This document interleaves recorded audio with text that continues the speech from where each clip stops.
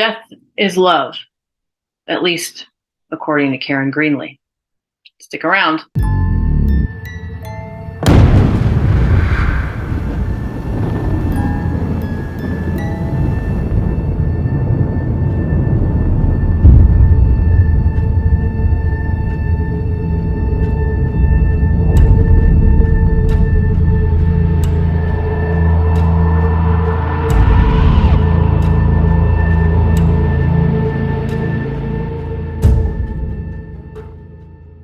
Hey everybody, welcome back to another episode of Sex Nerd Podcast / Just a Tip with Dr. Vic.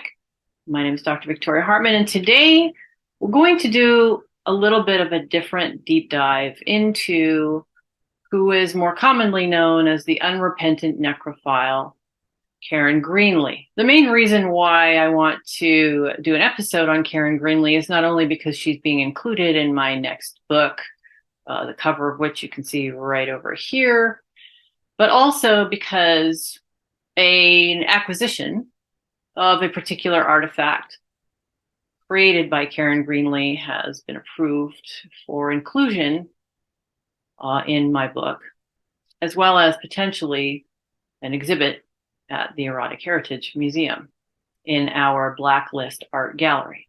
But I'm jumping ahead, so let's start at the beginning.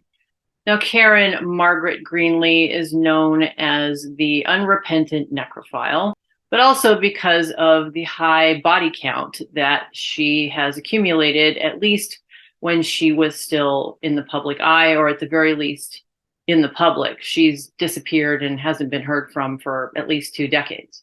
She is considered the best known practitioner of necrophilia, but also because of the highly detailed interview she gave in the anthology book Apocalypse Culture. Now, according to her father, she does have a history of being sexually molested at the age of 8 and assaulted by a teacher at the age of 14 while living in Sonoma County, California. Greenlee was married, but was separated from her husband at the time of her arrest. But I don't think I need to go into a lot of detail about Karen Greenlee. You can look her up all over the internet. She has a Wikipedia page. She also has been the subject of all kinds of documentaries, all kinds of research papers. Even Catherine Ramsled did a paper on her, or part of a book, I believe. So I'm not going to go into a lot of detail about Karen Greenlee's history. What I'm going to do is, what I'm doing in the book, is look at her through a criminological, sexological, and psychological lens through her art, including the artifact that was recently acquired. I should preface this episode with the following. Number one, looking at Karen Greenlee through the lens that I'm going to be looking at in no way discounts the distress that families feel when the remains of their loved ones are violated in this way.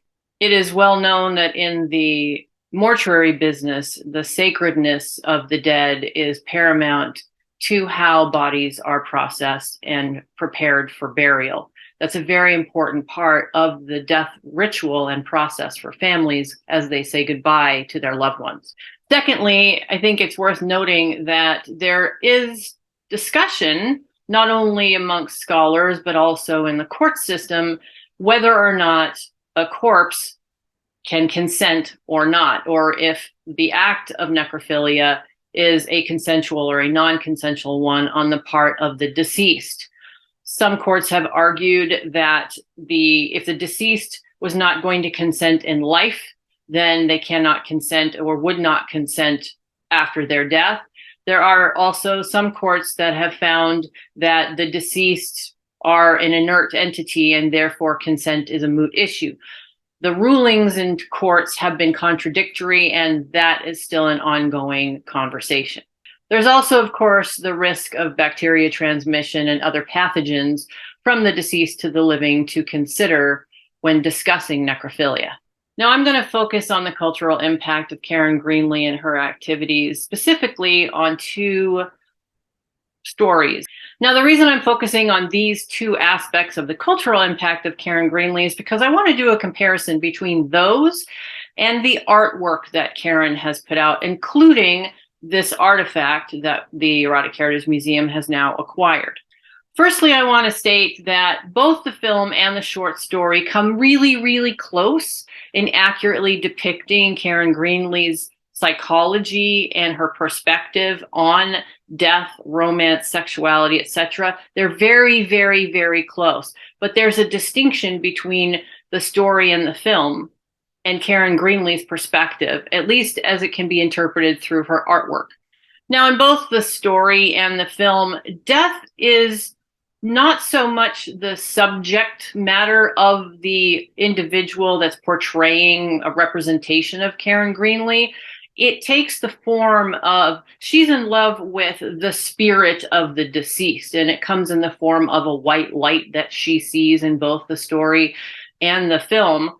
The spirit of the individual is what she's in love with, and it's distinct from the deceased body that lays there before her. She's in love with the spirit. She sees the light of their spirit or their soul, but has a sexual attraction to their bodies laying there deceased. I suppose the filmmaker and both the author felt that that was the best way to interpret Karen Greenlee's perspective on death and her attraction to death and to corpses, because it makes the most sense. It's easier to interpret by the masses, and we can understand the difference between a soul and the sexualization of a corpse. Whether or not it creates disgust in us is an aside. We can understand the division between the two. How do you sexualize a spirit, and how do you romanticize a corpse? Even in some of Karen's interviews, she seems to indicate that, but if you look more closely at her words, the two are intertwined. And initially, I was a little confused about that when I was trying to gather all this information about her as we were negotiating this artifact for purchase. However, once I actually took the time to interpret the artwork and this artifact, her interpretation of sex and death and love became incredibly clear. Before I actually go into my analysis of these two items, this drawing and this artifact, I want to highlight a lens through which I am looking, not just sexologically, but eratologically. And let me explain what eratology is. Now, eratology is the study of sexual stimuli and sexual behavior, and encompassing in that are the depictions of sex and love. It's important to keep that in mind, because as I'm looking at these two pieces through our eratological lens, a sexological lens, and also a forensic lens, they all blend together and add to the criminological and the psychological. Now, one of the core tenets of sexology is that sexologists don't look through the lens of sickness or sin, as we like to call it, but we look at it through the lens of observation and management. Well, what does that mean exactly? Essentially, sexologists want to know what your sexual behavior is and how you feel about that behavior and yourself. Now, there's been a lot of work done on the criminological side of Karen Greenlee, and I would argue the psychological side. So I'm going to move away from those two for a moment, and I'm going to focus on the eratological and the sexological. Now, it's notable and different from how the film Kissed depicts Karen Greenlee, or a proxy of Karen Greenlee, as well as the short story We So Seldom Look Upon Love. Karen Greenlee sees death itself as her romantic partner. She sees death itself as love. It's not there's a soul and then there's a body that she sexualizes. So in other words, she romances the soul and she sexualizes the body. They are intertwined. At least in her art piece and the artifact we've acquired, they are interwoven. Death itself is what love is to her, and it envelops her. It surrounds her, it keeps her warm and comforted, but it also pleasures her, and it is never intrusive, it's never forceful. It's like a warm blanket that surrounds her. Those are the depictions that she has put out there, both in her artwork and in this artifact that we've collected. They are not separate. The soul is not separate from the body. The body is not the only thing that's sexualized. The soul is not the thing that she falls in love with. They are intertwined. It's death itself that she's in love with. What's also of note in both of these pieces is that she is not resistant to this, and she is not dominant in either of these instances in these pieces of art. She is completely submissive and open to death as love and romance and sexuality. She is submissive in her expression. In addition, in both of these expressions of hers, death caresses her, it envelops her, and it keeps her safe. And it pleasures her, and its pleasure is derived from pleasuring her. It is not taking from her. It is not a threat to her, and it's not a source of fear. She leans into it. She submits to it. The artifact highlights this as well, although it does add a darker element to it that I will go into greater detail once I can put the artifact on camera, which might be another year. It will definitely be in pictures in my new book that's coming out. And like I said, I'll put the cover right here. I will include pictures of her artwork, and pictures of this artifact. In the meantime, though, to describe the artifact, which I'm not going to put any of these things up on YouTube because it would be in violation of community standards, but at least in terms of the artifact, there are elements of it that appear to be darker and much more leaning into, say, satanic expressions in the artifact. But still, at its core, the piece also represents the same thing as her artwork, which is death is surrounding, death is encompassing, and death is comfort, and also erotic and sexual. Lastly, the thing that I noticed about both the artwork and the artifact is this is something that's conducted out in the open.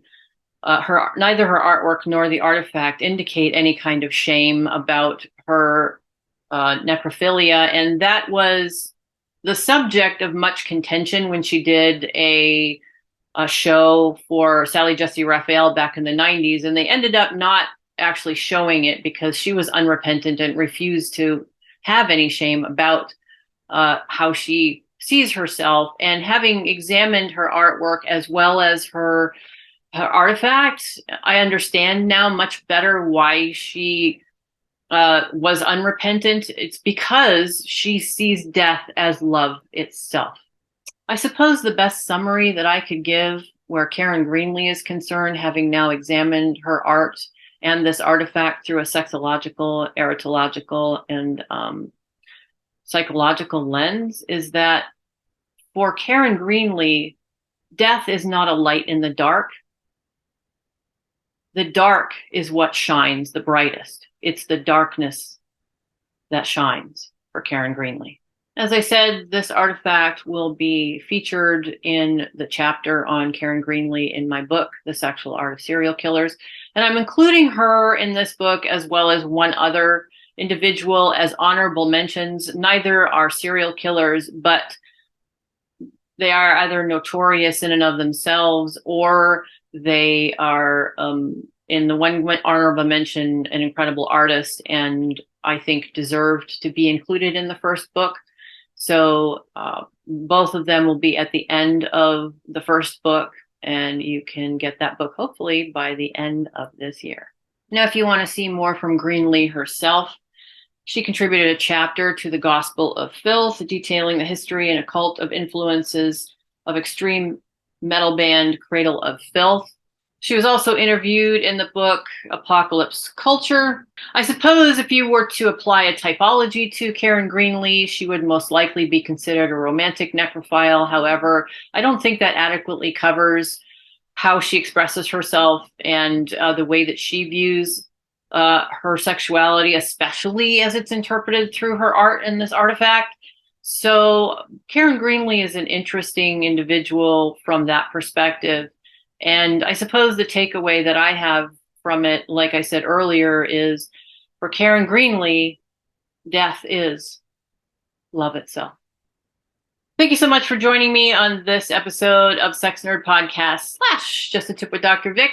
My next two episodes are going to be one on the Corpsewood murders and also on sex for folks over 60. So with that, I will see you next time. Bye.